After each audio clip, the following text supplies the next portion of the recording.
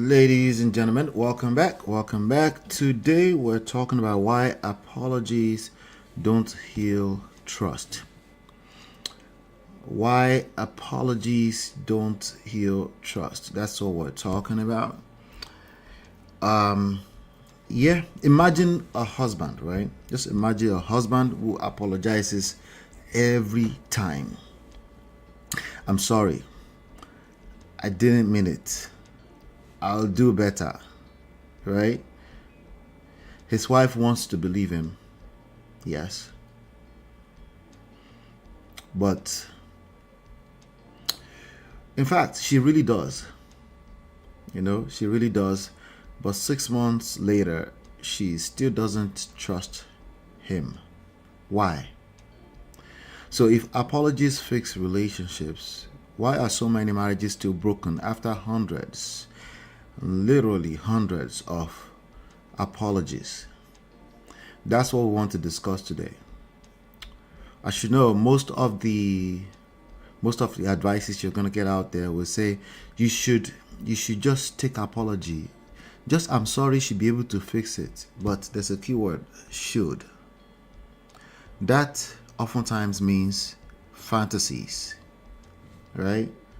It's what it should be, but nonetheless, fantasy, because what we find is what I just described to you.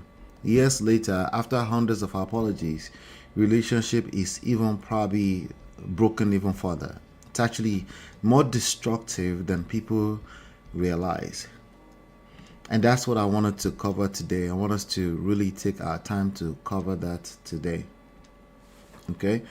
So welcome back. Hit the like button, share, subscribe, turn up your notification. Now, before we dive into today's breakdown, if your marriage is actively in a crisis, if your marriage is in a crisis state right now and you cannot afford to wait for these daily live streams to figure out piece by piece, just simply go to getmymarriageback.com/discovery right now and book a one-to-one discovery session with me so we can map out your exact strategy. What's your next step privately? Okay. Now let's dive in. Let's talk about what we're dealing with today. Again, imagine a husband, right? He means well. He realizes it's messed up. I'm sorry. I didn't mean it. I'll do better. And his wife wants to believe him. In fact, she does. But now we're talking 18 months later. We're talking about 24 months, 36 months later. And she still doesn't trust him. Why? Why does this happen? Because this is the reality. I'm not talking about what should be or what shouldn't be. This is the reality of a lot of people's stories. And if apologies were just enough, right? All these relationships, they should be wholesome, fixed. But why are so many marriages broken after hundreds of apologies? And that's what I want us to talk about here, right? So let's dive in. Let's get into the game, right? Let's see why. Let's see why apologies don't build trust. How's that? Yeah, that's what we need to be talking about today. That's what we need to talk about. I want you to really, really get this. In passing, over the years, almost 10 years now, I've been teaching this stuff. In passing, when I don't have the time, I might just say things. Apologies destroy more than build. People get confused. They're like, wait, what? What are you talking about? Because they keep thinking about what should be, not necessarily what is the reality. So I realized that it takes, I have to continue relentless, be resilient, and continue to teach this stuff. Because a lot of people really, really find it confusing when I say that. But today I'm going to map it all out for you and show you that it is real. All right. So the first scenario I want to share with you, right? Somebody made a mistake. Let's get through that real quick. Somebody made a mistake. A mistake was made. Yes, mistake. Somebody realizes, well, oops, I made a boo boo. You are, of course, say, of course, they made a mess, right? And it was a choice, and they should pay dearly for it. You are also right, okay? You are also right. So now they've made a mistake. Now what? Yeah, they made a mistake. Ideally, maybe from where we're coming from back in the days, they will say, apologize to your husband, apologize to your wife, just say I'm sorry, and everybody will simply just move on, right? Okay, that is still a valid thing. Some people still do that, some people still consider that a thing, right? So we have apology, right? Apology was tendered. Let's assume this is the perfect apology, because some people are actually just terrible at apologies. They will give one half-ass apology. It is not really my fault. It is because you made me do it. I apologize, but we know those are terrible apologies. Many of you already know this, right? I hope so. But let's just assume, make the best case scenario assumption here, that this person actually knew how to tender an apology. So they tendered an apology, right? So this is the first time this is happening, so not a big deal, right? It's not a big deal. It's the first time it's happening, so they tendered an apology. So what happens? What happens then? What happens is that trust is restored. Trust restored, right? Trust is restored. No big deal. We move on, right? Trust is restored. So Allah, what are you talking about? You just said apologies don't build trust. So what are you talking about? Trust is restored. Okay, yes, it's the first time, right? It's a mistake. It's one simple mistake that was made, and trust is now restored. Right?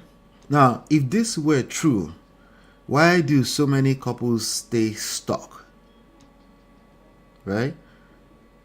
Now, what I just described, what you're looking at is what should be ideally, right? That's what many people preach it should be, especially many people that are not inside of the story. The people that has not been offended, the person who is like a mediator, the person that have never felt the pain of the offendee before, right? They will say, you two, yours is enough. Like, after all, they've apologized to you, so you should just take it. So Allah, what are you teaching people? Are you taking people not to accept apology? No, I'm saying they should accept apology, but I want to teach you why they struggle to accept apology. That's why we're having this conversation. Okay, so how come this doesn't really happen the way we think it should happen? Like, this is what we want, right? How come this doesn't happen exactly like that? I'll tell you why. Let's look at something closer to reality. We've discussed what should be, right? We've discussed what it should be, but let's talk about what the reality actually is. Something closer to reality. Why is it that so many people stay stuck? What does the staying stuck look like? Okay, let's go back to the beginning here. Let's trace our step back. Let's go back to a mistake. A mistake was made, right? Let's go back. A mistake was made. This is going to be closer to the reality. A mistake was made, and again, the average person, the first thing they think about if they admit they've made a mistake is they tender an apology, right? They tender an apology. Okay, normal. No big deal. This is just life. We made a mistake, so we tender an apology. Okay?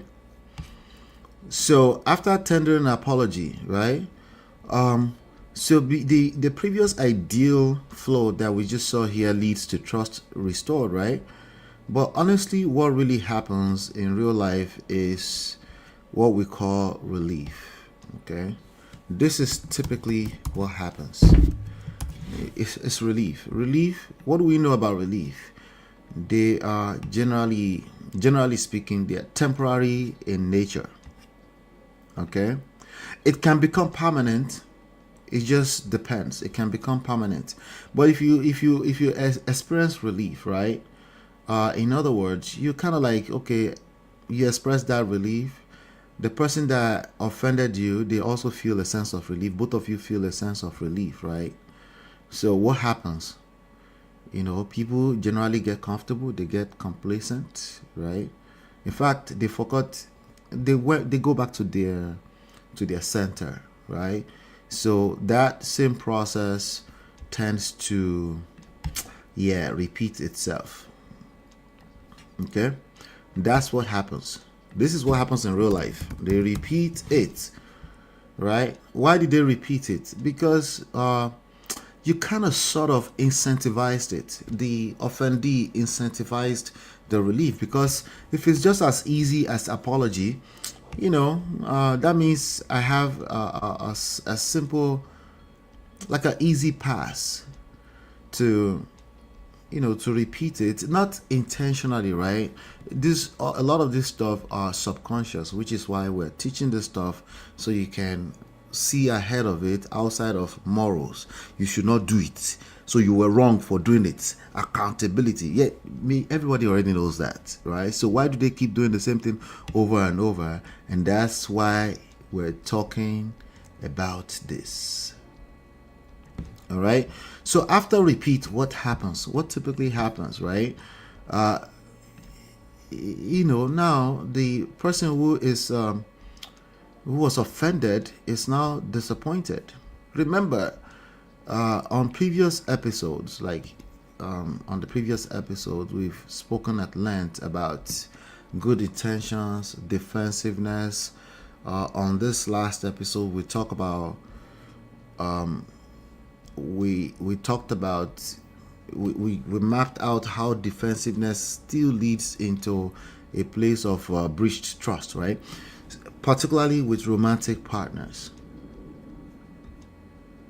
Yeah, we talked about that at length, ladies and gentlemen.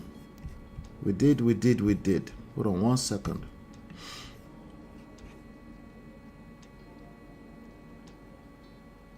Right. So we talked about why all this stuff continue to lead to the same repeat fight all the time. The repeat fight. Why do people keep fighting about the same issue? Well, we discovered on the previous episode it's not necessarily the same issue. It's just the same pattern, right? So it's the same pattern. So it leads to disappointment, right?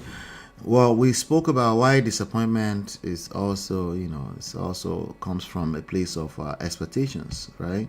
Without expectations, there's no disappointment. What do you mean expectations? Where is this expectations coming from? Well, they figured, since I forgave you the last time, all right, they kind of tend to have mismanaged, unrealistic expectations too, right? I forgave you last time. We have restored trust, but you should also change your behavior. But that's not how it works. When you grant that relief and both of you feel relieved, you get comfortable and you go back to your place of mismanaged, unrealistic expectations. That's typically what happens. So again, now this is the picture of what truly happens. So when people are disappointed, what happens? Now this is closest.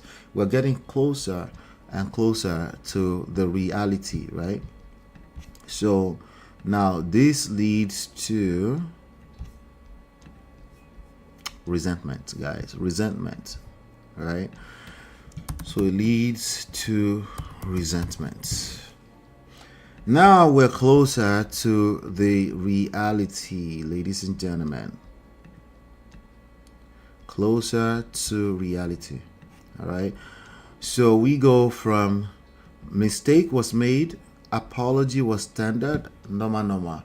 Relief. Well, relief, what happens? Repeat. They repeat the same behavior. They should be an adult. They shouldn't repeat the same behavior. Remember, they generally are not the same topic. It's a pattern. It's a subconscious pattern that leads people to you. From what you can see, it looks like they are repeating the same behavior, and I don't judge you for that. Because at the end of the day, we're human beings. If somebody is offensive, let's call a spade a spade. They are being offensive, right? But why do they keep doing the same thing and they claim that they love you, right? Yeah, it could be a plethora of different things, but I just want you to understand this. So what you're looking at right here is the terrible apology loop. This is the apology loop. This is why apologies destroy more than they build. Of course, you've never really thought of it that way. I get it. But this is the apology loop, ladies and gentlemen. All right, so now that you've learned the apology loop, what do you do with this information? Before we get into all of that, imagine somebody borrowing money from you, right? They promise to pay you on Friday. Friday comes, no money, right? No money. Friday comes, no money. They said, I'm sorry. It is this, that. They apologize. Next Friday, same thing, same story. Some of you have experienced this before. Don't act like you haven't, right?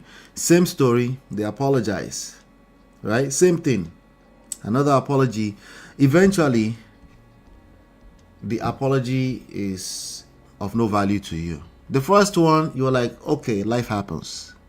The second one, you're like, okay, it must have been, okay, I'm a little upset, but by the third apology, it has no more value. Right? It no longer has the value that it had in the beginning. Right? The words carry no more value. People stop distrusting words. People stop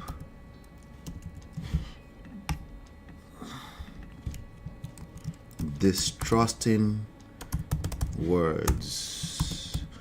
It no longer matters, ladies and gentlemen.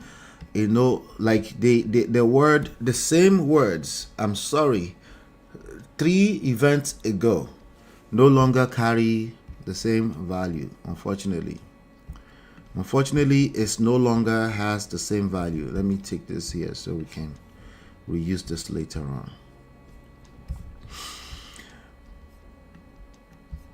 This is how real life is, guys. It's not just the stock market. If it's oversupplied, it's not just basic economy. It's oversupplied, right? Sorry. If it's oversupplied, it carries no more value. It is not your fault. It's just how life works, ladies and gentlemen. All right. It's not your fault. It's not the other fault. Okay, you're right. It's their fault. Let's stay focused on this topic. People stop distrusting words because you have too much of it. It doesn't matter how good the word was, right? After too many broken patterns, it no longer matters. Sorry. After too many broken patterns, right? It's like wah. No longer matters, right? So somebody now says you should at least forgive. It won't make any sense to you, right? It makes sense that it doesn't make sense to you because you've seen it, you've been there, done that. The person that haven't been there, done that, the person that is not in your shoes, they will attempt to manipulate you into forgiveness, right? And unfortunately, that never works. Okay, so now let's talk about how trust is built, because people try to act like they are in control of trust.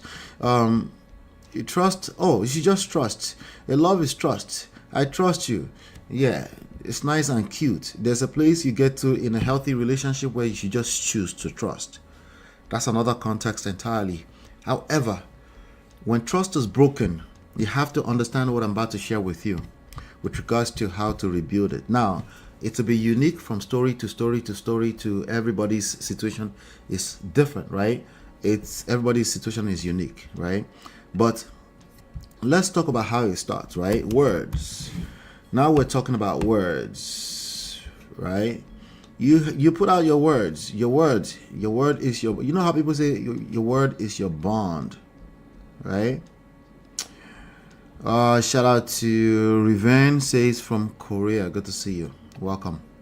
Hit the like button, share, subscribe, right? So we have words.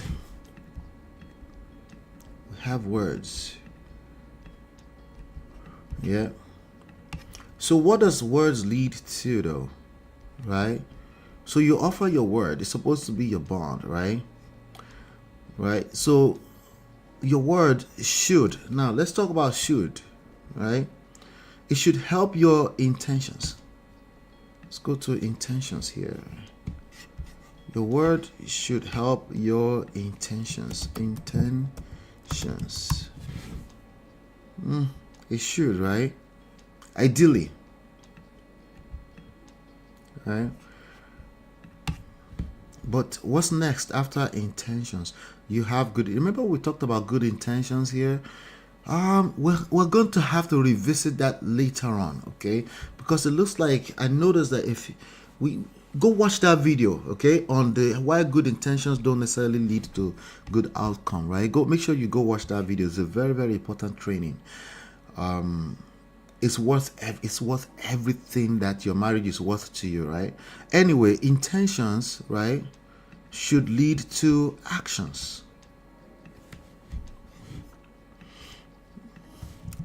Actions.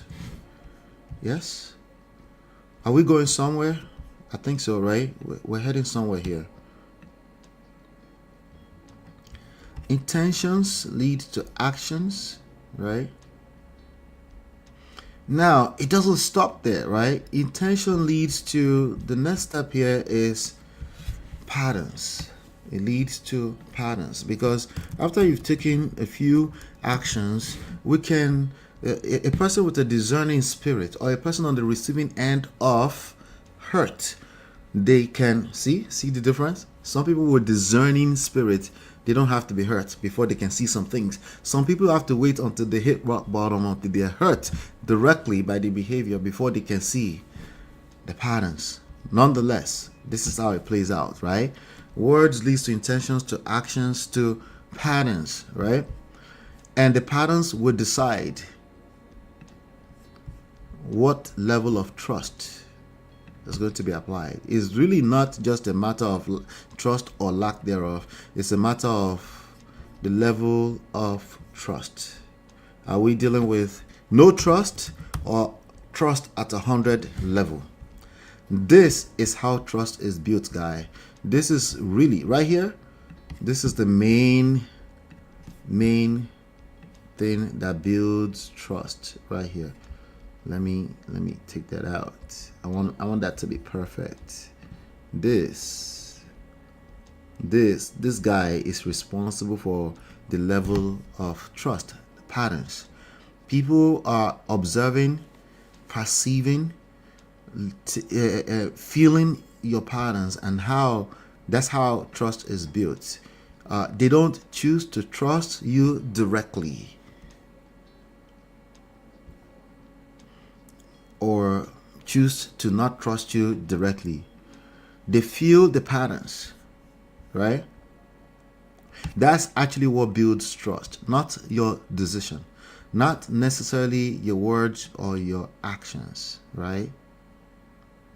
It's something that happens over a period of time. Thank you so much, Riven Edits.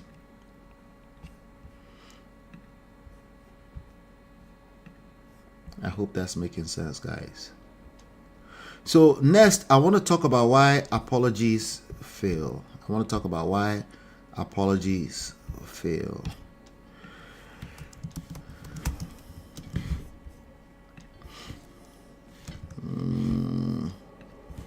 Why apologies fail.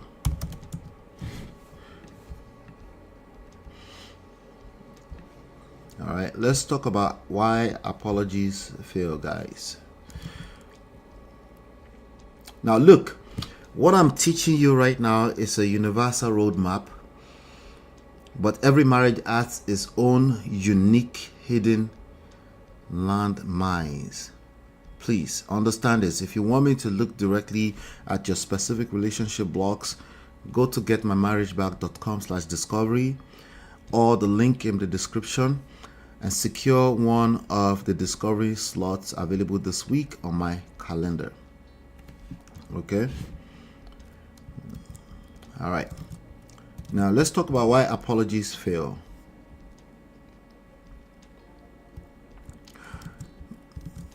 The trigger in this particular chain of reaction I want to show you, the trigger is going to be pain. Okay, so let's look at pain, right? What does it lead to? What does pain lead to? Right? It leads to some type of promise, right? Once somebody, so just imagine apology between that, right? Somebody tender apology, right? After they've experienced pain by way of you, and now you tender an apology, and so what that creates, if it's the first time, the first few times, it creates promise.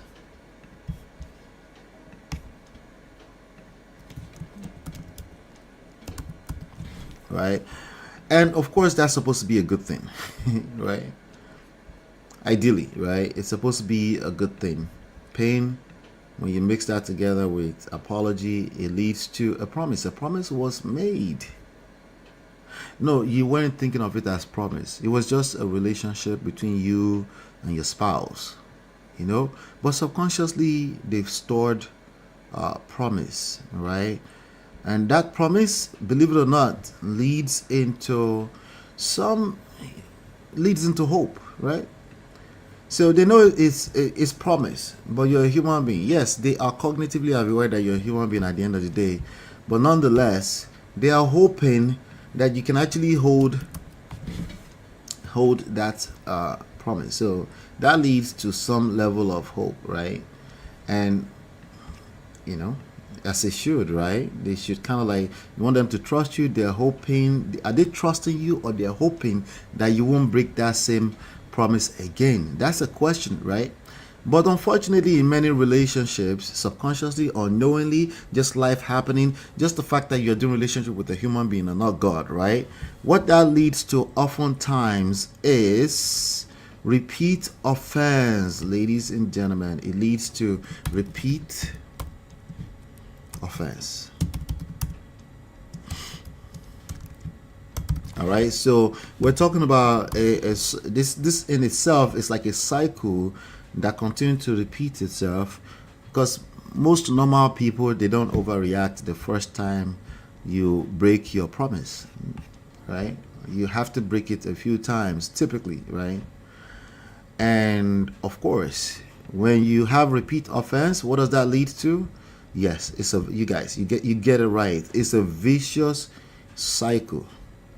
It's a vicious cycle. Guess what? It leads back to pain, guys. This is why apologies fail, guys. It leads back into pain. But this cycle gets bigger and bigger and bigger and bigger and bigger and bigger. And what do we have eventually? What do we normally have eventually? We have, let's do like an offshoot over here. It leads to emotional exhaustion, guys. Emotional exhaustion. exhaustion. This is why it seems like they can't get over it. Yes, you've apologized multiple times and they just can't seem to get over it. They're struggling to get over the hurt, guys. Why? Because they're human like you. You too, you're human. I get it. And you've apologized and they should accept your apology, but you're also dealing with another human being. So have you ever forgiven somebody but still you didn't feel safe? This is why some people, the popular saying out there, people say, hey, I can forgive you but I don't have to stay in your life. Right? But many of you, let's be honest, you stay. You still stay and you show that person shaggy. You continue to punish them, not intentionally, but maybe you look at what's out there and it's not easy to move forward. It's not easy to move backward. You feel stuck in a loop. Emotional exhaustion, right? So you forgave the person, but you still don't feel safe. And that's because forgiveness and trust they're also not the same thing. Right? They're not the same thing. Forgiveness does not equal to trust. Let me put that on the board for you real quick. Okay? Forgiveness does not equal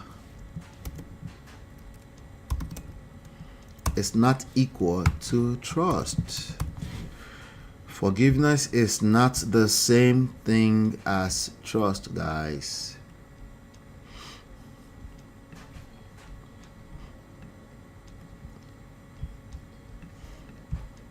You can forgive a person, it doesn't mean you can trust them.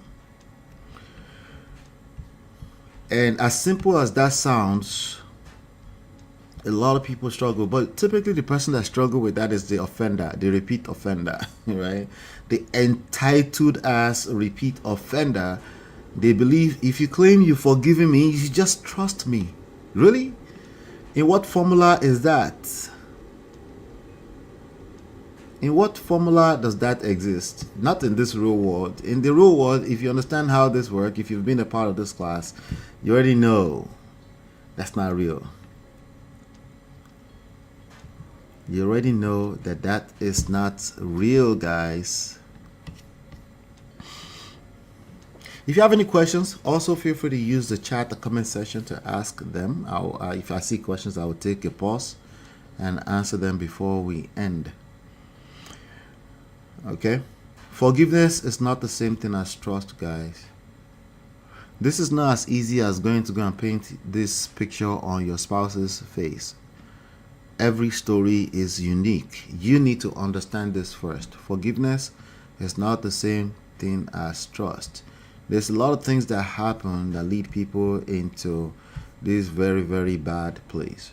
Okay, where they even have to deal with this kind of issues. So life is happening, right? Everybody's just trying to do their thing. They're living life. They're also using childhood trauma. They're using their past relationship. People are just trying to survive. Also survive emotionally, right? So they conclude to a place like, hey, look at all the stuff I've done for you. I made one mistake. Why can't you just forgive me and just move on, right? Why is it not that simple? Right? Why is it not this simple? Now, the next thing I want to share with you is what I call the trust ladder. Okay, let me share with you the trust ladder. You can take this with you to the bank and use it for the rest of your life. Okay, if you're in a healthy relationship, you need to learn this. All right, because you're not perfect. You didn't get here because you're perfect. Probably because you understand a level of what I'm about to share with you right now. The trust ladder. The trust ladder, guys. The trust ladder. Yeah, the trust ladder. Let's look at this. Hold on one second. The trust ladder starts with, let's go from here. How's this? Trust from, okay, so yes, apologies can still be useful, guys. Okay, so we're not discarding apologies outright, just like we never discard anything, right? We're sharing this with you so you can know that there's no absolutes in any of this stuff. Precisely, nuance is what I want you to understand when it comes to this stuff, right? So apology is red. As is you already, if you have to apologize for any reasons, you're in the red. So let's just look at this flow from a standpoint of it starts with apology, right? Okay. So, but apology is actually the starting point. It's actually the starting point here, right? So you're just getting started. Once you have to apologize to a person, that means you did something terrible, something bad. I say terrible because you're like, it's not a big deal. Well, to the person, it is probably a big deal, right? All right. But after apology, right, if you're trying to build trust again, you now need to add something here, a favorite word on the internet that many people don't really take the time. They just say it. They just say it like it's just, it's just English word, right? Accountability. Well, accountability is also is at the very beginning of trust ladder. Just because you hold yourself accountable, which I notice people that tend to hold themselves accountable from a wording standpoint, right? They tend to, because they are very quick to say, yeah, I was wrong. They try to push that on the other person so soon, way too soon, without understanding everything that's going on. Yes, that can also be a form of manipulation. That's topic for another day.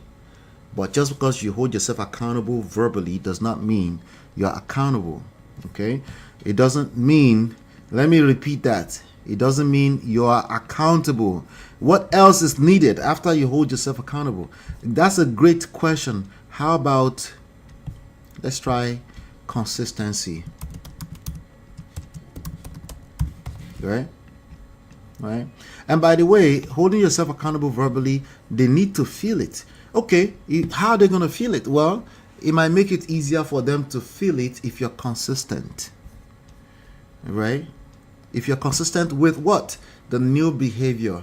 The best form of apology, you've heard this before, is a new behavior, changed behavior, more like a changed behavior, but with consistency. But that's not the end. You cannot be too quick with this. You cannot say, hey, I was consistent in the last 2 weeks. What else do you need from me? You can't afford to say that. Ladies and gentlemen, you can't afford to say that. Let's circle this back so we can manage the space, right? What else is needed after consistency? Yes, there's more that's needed. I'm sorry, How do I know? Because it's easy to destroy. It's harder to build. Remember, you're building a trust ladder here, right? So this is consistent across life. So consistency will now lead to predictability, right? Because you've been consistent for a while, they can now kind of sort of predict your behavior, right? There's a level of predictability that needs to come with your new behavior. They don't choose to trust you. You choose to get them to trust you. Listen to what I just said carefully. The person you offended don't choose to trust you. You choose how consistent, how predictable your behavior will be, and that leads in the direction of building trust. But not yet. We're not yet at the trust yet. The next step here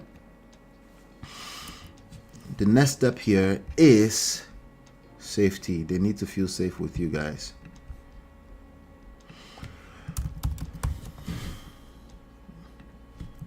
They need to feel safe with you.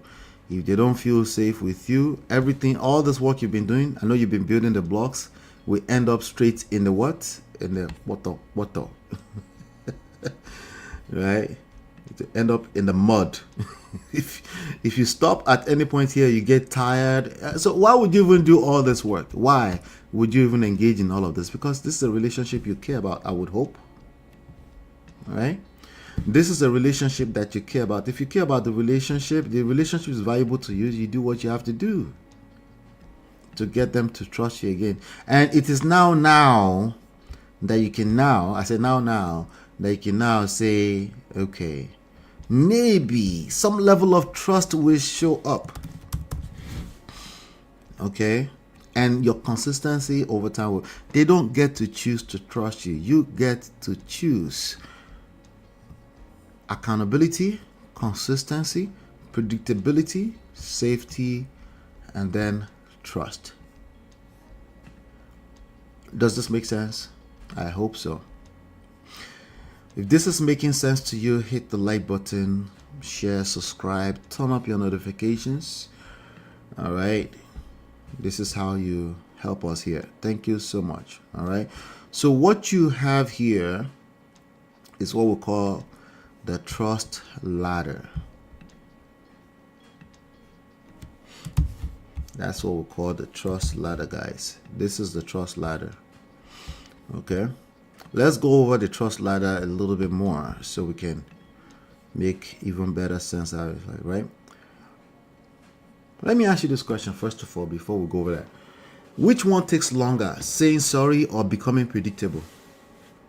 It's an honest question for you. Which one takes longer, saying sorry or becoming predictable? Right? You know, many people will say what they want to focus on once they've offended a partner, right? If they're trying to rebuild, what they want to focus on is they ask, do you believe me? Right? They want to know if you believe them. Honestly, this is the wrong question, guys. This is the wrong question. Do you believe me? That's definitely remember what I focus on here is empowering you. Okay, I don't want you to play a victim. You're not a victim, not especially if you're an offender. Okay. All right. Now, you could be a victim in other aspects of life, in other contexts. Stay focused on empowerment as the context here.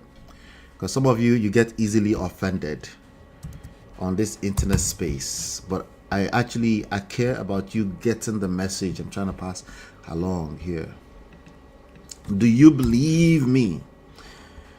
Do you believe me is the wrong question you should be asking, not especially if you've been, that's actually you playing the victim, if you've been an offender.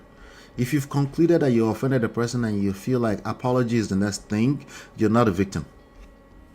Once you get to this part where you say, okay, now I realize I am an offender, so I need to apologize. That's the starting point. Okay. So you can't just apologize and say, do you believe me? No, there's a process and it will take time, just like any process in life. Do you believe me is the wrong question, guys, ladies and gentlemen. What is the right question you should be asking? Okay, this question you should be asking not the person you offended, you should be asking the guy in the mirror, in the mirror rather. Right? The question you should be asking is, can you predict me? Don't ask the person you offended. But what you should be observing, active listening, see if they can predict you. If you're looking to build trust again, what you should be looking for is if they can you predict me, right? And honestly, I wouldn't sit down there and be observing too much. I will simply focus on, I'll tell you what to focus on. I'll tell you what to focus on, guys. Can you predict me? But it's not really this question. What you should focus on is consistency in your changed behavior. This part. This right here is consistency. Again, this is only valid if you care about the relationship. This guy. That's what you should focus on. Consistency. Right? And that's the leading indicator. Sorry to be using engineering terms. That's the leading indicator. The lagging indicator is eventually they can predict you. If they can predict you, naturally they will trust you. naturally they will trust you. They don't choose to trust you, guys. The person you're in that relationship with, they don't trust is largely about predictability, guys. It's about predictability. Trust is not built by apologies. Trust is built by predictable patterns. Does that make sense? So if we look at this, let's look at this real quick. The trust rebuild path, right? Let's just review that real quick together. Trust isn't given, just like power is not given. I'm here to empower you. Don't ask for power. Nobody's going to hand you power. It doesn't make any realistic sense. It might make common sense. It doesn't make realistic sense. Okay? Trust is not given. It's rebuilt one intentional step at a time. Apology is the trigger. A genuine apology repairs the hurt and opens the door to healing. That's it. Opens the door. Okay? Accountability is the next step. You want to own your part without excuses. This shows maturity and it builds respect. The idea that you can apologize and be accountable, of course, it will give you a temporary respect. But what really builds respect over time is consistency. You want to follow through over time. Small baby step actions. Repeated rebuild what was broken. That's how it works in real life. And then you do that over and over again. Multiple cycles are being created because you're still living life with this person. Predictability, when your partner knows what to expect. People say, I don't know if they can ever trust me. I don't know if I can ever trust again. It is not you that decide the trust. It's the offender that decide the trust. If they have the opportunity to be around you at all, they have an opportunity to rebuild trust. The question is that, do they have the capacity to do that? Oftentimes they don't. Maybe that's why you conclude that you will never trust. Actually, you don't decide that. They decide that if they're still in your world. So predictability is when your partner knows what to expect. They can start to let their guard down naturally. And then it leads to safety. Emotional safety grows when trustworthy behavior becomes the norm. You see how we got here right now? Is it making sense? Right? And then trust is the natural result. It's not a decision. In this topic, why apologies destroy trust for the most part. Apologies over and over and over again, which is what people oversupply. It actually destroys trust for the most part, right? But when they're able to follow through the trust ladder I'm sharing with you right now, the trust rebuild path, then trust is inevitable. It's the natural result of consistent love, truth, and time. You can't erase the past, but you can build a stronger future. All right? That's how you build clarity. That's how you build connection. A human basic need. They don't decide to trust you. If it feels like connection, they will trust naturally. Okay? Of course. So where's the commitment coming in? You have to commit to the process. Ladies and gentlemen, you have to commit to the process. Remember, we have a framework here. We have a three core pillars: the grounding, purpose, and self-leadership. That helps you build better patterns. Grounding with respect to gratitude and God, purpose. Pain-driven purpose. If you've been through this and you understand what I'm talking about, you have the pain that will help you drive purpose. If you've never been through broken trust, you will probably struggle with what I'm talking about, which is fine. Just keep learning, okay? But when you have the GPS, grounding, purpose, and self-leadership, S stands for self, the source of sustainability, right? Grounding is the source. Grounding in God is the source of unconditional love. If you don't have proper grounding, you will break. You don't have the capacity, right? All of this GPS help you build trust. Okay? The patterns you create from this help you build trust. So imagine the same husband that we talked about earlier on, right? The same wife, same mistake.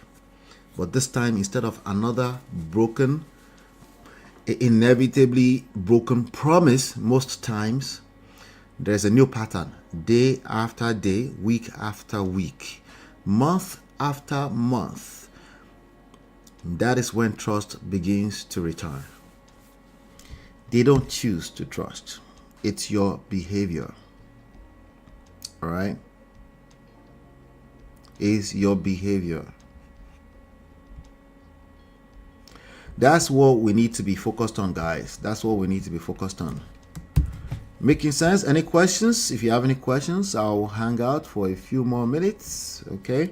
Hang out for a few more minutes. Before we wrap up anyway, let me leave you with this. I gotta leave you with something really cool, guys. Let me leave you with this. GetMyMarriageBack.com/discovery if you want to book a session with me. Let's see here. This people.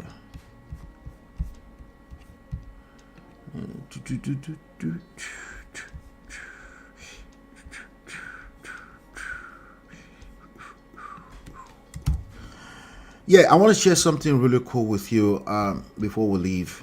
But like I was saying, if today's lesson, you find yourself thinking that I'm talking about your story, I'm describing your marriage, don't go back to guessing. Don't do that. Don't go back to guessing.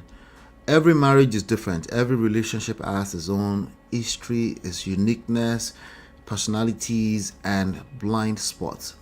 And that's why I'm offering the discovery session, the 1 hour discovery session.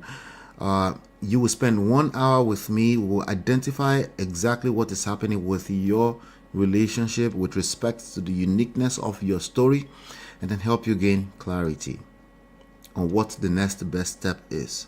So if you're ready for that, simply go to getmymarriageback.com/discovery.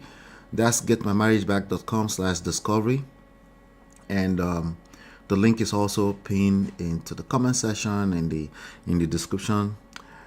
Now, if everything I'm sharing here, I would really appreciate if you hit the like button, share, subscribe, turn up your notifications so you're notified whenever we go live. All right. Now, the last episode we did was about patterns, right? Behind the conflict, but this one is about the patterns behind trust. So if you notice, a lot of time people just overreact because they have little understanding. Not only do they overreact, the overreaction is basically anti-seducing behavior. So it actually makes things harder in terms of the cycle you're trying to create. As much as your intention is to correct, it turns out to be criticism, which is one of the four predictors of divorce, right? So it creates this very vicious cycle, and that's what you've noticed going on across the board in this, in a lot of these stories. Ladies and gentlemen, I want to share this with you. Let's see if we can go over this real quick. All right, so you have the apology loop, mistake, apology, right? Relief, repeat, resentment, and of course, relief is not resolution, right? And then you have the trust ladder, which is apology, accountability, consistency, predictability, safety, and trust. This is harder than this. This is easy. The one on the left hand side, the apology loop, is easy. The trust ladder is a lot more harder. Just like building the building is easy, destroying and demolishing the building is a lot more harder, as you can imagine. All right, but that's what I have for you, ladies and gentlemen, today. Hopefully you've been enlightened, educated. Again, you can find me at getmymarriageback.com/discovery. If you feel like you need a support system, a plan, it's not you feel like, you do need a plan to navigate this, because building the trust ladder after damages is extremely difficult. So you need a roadmap that is tailored to your situation. All right, that's exactly why apologies don't heal trust. I just shared that with you. Help me share this with the world. Hopefully you've been enlightened educated. Again, this is the link right here. You can book a discovery session at getmymarriageback.com/discovery. I will see you guys on the next one. Take care and God bless. Are you fighting to save a marriage or a relationship, or simply avoiding to end up in a broken or toxic one? We've been there and you're in the right place. You see, inside this book, right, you will find and you will discover the secret to save a broken marriage, and you will learn how to build and attract the marriage of your dream.